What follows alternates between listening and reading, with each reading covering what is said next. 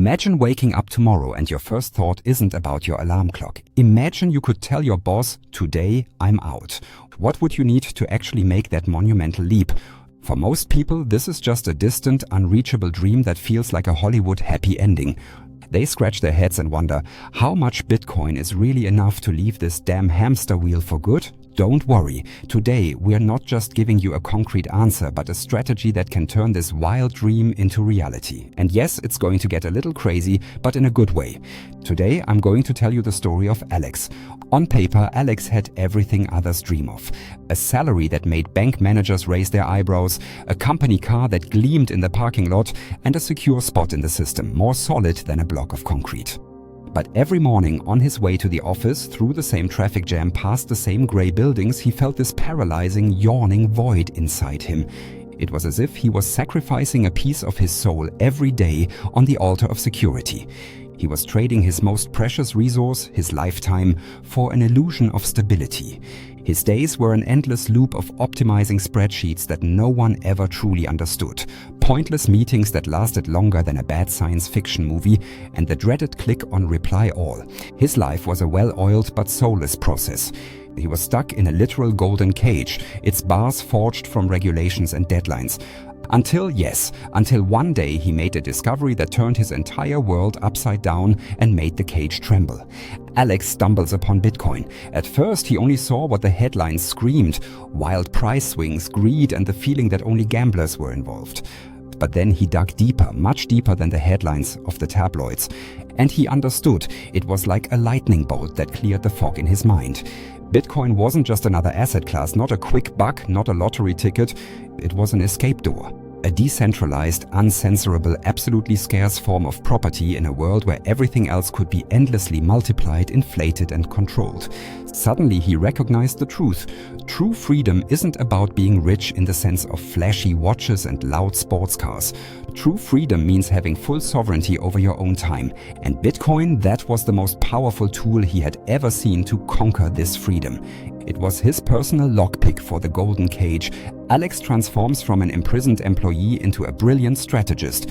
He throws the harebrained idea of getting rich overnight overboard like an old newspaper article.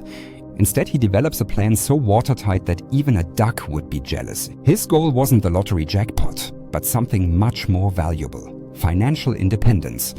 He calculated that to live well without having to turn over every dollar twice like an old sock, he would need about $40,000 per year. According to the good old financial wisdom of the 4% rule, he would need a fortune of $1 million for that. The 4% rule is a common rule of thumb from the financial world, especially in the context of financial independence and retirement. It states that you can withdraw 4% of your total assets each year without your capital shrinking in the long run. The assumption behind this is that your invested assets will achieve an average annual return that at least offsets the 4% withdrawal plus inflation. Historically, this rule has often been tested with stock and bond portfolios and has proven effective in many scenarios for preserving capital over a long period. But 1 million sounded to Alex like a mountain higher than Mount Everest. But Alex knew Bitcoin plays by different rules. Here, you never sell the goose that lays the golden eggs. Never. His plan therefore rested on two unshakable, fundamental pillars that he firmly anchored in the ground of his existence. Pillar 1, the freedom asset. His unwavering sacred goal was to own at least a certain number of Bitcoin. Because Bitcoin is independent of governments, it can't be taken from you. You can hold it yourself and take it with you anywhere. We'll get to exactly how much that was in a moment, but it was his red line. This Bitcoin was sacred. He wouldn't touch it for a spontaneous trip to Bali, not for a new car, not even for the latest gaming console. This stack was his unshakable insurance against the broken financial system, his rock in the storm, his foundation for the future. A digital treasure chest resting safely in his digital vault. Pillar 2, the fiat runway, or the smart debt strategy.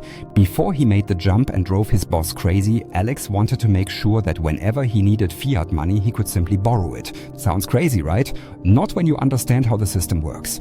Alex wanted to profit from the fact that traditional money like dollars or euros continues to lose value. This means he borrows money today that is worth less tomorrow, while his Bitcoin assets ideally continue to gain in value. A brilliant strategy to avoid having to sell his golden goose, Bitcoin. Alex planned to do this with a lending platform. We'll do a separate video on that because that's an exciting story in itself. This buffer gave him the most important resource in the world, time. Time not to panic sell during falling prices like a hamster on a wheel. Time to start new projects in peace, to fail, and to get back up without the pressure of rent. This buffer gave him serenity, a clear head, and the freedom to truly breathe. For years, Alex stacked sats, obsessively, yes, but also smartly. He gave up mindless consumption that only fed the ego, but never on quality of life. Instead of the overpriced restaurant visit, there was a great meal with friends at home prepared with love and lots of laughter. Instead of the 5th pair of sneakers he didn't need, he invested in another tiny piece of digital independence. He bought when Bitcoin was at $20,000. He bought when it was at $60,000. He bought stubborn and disciplined according to his plan. For him, the price in the short term was just noise, a chaotic flashing on the screen. The only thing that mattered was the long-term goal, the vision of freedom that drove him. And then one day, the time came. The price of Bitcoin climbed to over $1 million. Alex's Bitcoin fortune had reached a specific amount. I'll tell you how much in a second. This means, according to the 4% rule, he can withdraw money every year and live off it. And he makes a decision. That morning, the walk to work suddenly felt completely different. Not empty and oppressive, but light as a feather and full of irrepressible anticipation. He sat down at his desk, opened his email program, and composed a short, friendly message. No score settling, no anger, no fiery speeches. Just a sincere thank you for the time and the notice that his path was now leading him elsewhere. A smile spread across his face. Today, Alex lives a life that is rich from the inside out. He no longer has a boss breathing down his neck, but he has more responsibility than ever before. For himself and his dreams. He uses his newfound time to finally write the book that has been in his head for so long, to learn a new language and to contribute to open source Bitcoin projects that make the world a little bit freer. His Bitcoin fortune works quietly in the background for him, getting harder and more valuable with each passing day. When he wants to make a larger investment, he deposits his Bitcoin as collateral and gets dollars from a bank or a lending company. He didn't just quit, he reclaimed his life. And so now we come to the crucial question, how much Bitcoin do you really need? Let's do some very conservative math. Let's assume that Bitcoin will be worth $1 million in the next 10 years. Let's say you manage to accumulate one whole Bitcoin by then. Then you should have easily made it. That's your golden ticket. Based on the 4% rule, that would mean you can withdraw $40,000 every year without your capital decreasing. And that's a conservative calculation. You might even need significantly less Bitcoin. For example, if your goal isn't to preserve your capital until the end of your life and pass it on, unless you want to start a Bitcoin dynasty, but if you can spend it down, I think then you could also get by with 0.5 or 0.7 Bitcoin, depending on your lifestyle and your standards. Or if you have more time, meaning you're still young and Bitcoin might rise even further, which many expect, then you could also manage with less Bitcoin to reach your goal of financial freedom.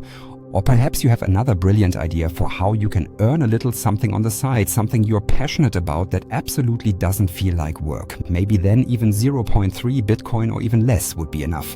Or what if fiat money devalues even faster and the strategy of collateralizing Bitcoin to borrow dollars and euros really pays off? The point is to look closely at your individual situation and your goals to find your personal sweet spot. It might actually be that you'll need far less Bitcoin than you might think right now. So the crucial question is not just how much Bitcoin you need, but what strategy you have to secure and defend your freedom. We'll present another strategy that could let you retire even faster in our next video. Click it now and check it out.